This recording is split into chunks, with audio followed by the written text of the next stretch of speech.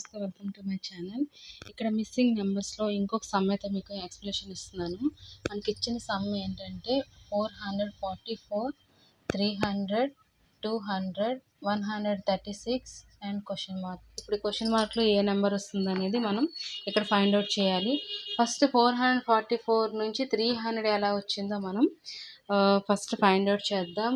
ఇక్కడ 444 మైనస్ తగ్గుతూ వస్తుంది కాబట్టి ఎంతో కొంత మనం దాని నుంచి మనం మైనస్ చేయాలి. లేకపోతే 444 నుంచి 300 మైనస్ చేద్దాం. 300 మైనస్ చేస్తే ఇక్కడ ఎంత వస్తుంది? 144. 144 అనేది దేని స్క్వేర్ అవుతుంది ఒకసారి మనం ఫైండ్ అవుట్ చేద్దాం. 144 అనేది 12 స్క్వేర్. ఓకేనా. నెక్స్ట్ అదేవిధంగా 300 నుంచి 200 మైనస్ చేయండి. చేస్తే ఎంత వస్తుంది? 100. సో 100 అనేది ఏంటవుతుంది? దేని స్క్వేర్ అవుతుంది? 10 స్క్వేర్. అంటే ఇక్కడ 12 స్క్వేర్, నెక్స్ట్ వచ్చింది 10 స్క్వేర్. అంటే 12 నుంచి 2 మైనస్ చేస్తే 10 వస్తుంది. సో ఆ విధంగా 10 స్క్వేర్.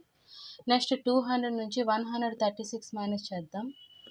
136 మైనస్ చేస్తే 64 వస్తుంది. 64 అనేది ఏంటవుతుంది? 8 స్క్వేర్. ఇక్కడ 10 నుంచి 2 మైనస్ చేస్తే 8 వస్తుంది. So 8 square. అదేవిధంగా నెక్స్ట్ డిఫరెన్స్ అనేది 6 స్క్వేర్ అవ్వాలి. సో 136 నుంచి మనం ఎంత నెంబర్ని మైనస్ చేస్తే మనకి ఇక్కడ 6 స్క్వేర్ రావాలి. 6 స్క్వేర్ ఈజ్ 36. ఓకేనా. సో ఇక్కడ మనం 136 నుంచి ఎంత మైనస్ చేస్తే 36 వస్తుంది. సో 36 రావాలి అంటే 136 నుంచి 36 మైనస్ చేస్తే ఎంత డిఫరెన్స్ వస్తుందో అదే అనమాట. సో 136 నుంచి 36 మనం డిఫరెన్స్ చేస్తే ఇక్కడ 100 వస్తుంది.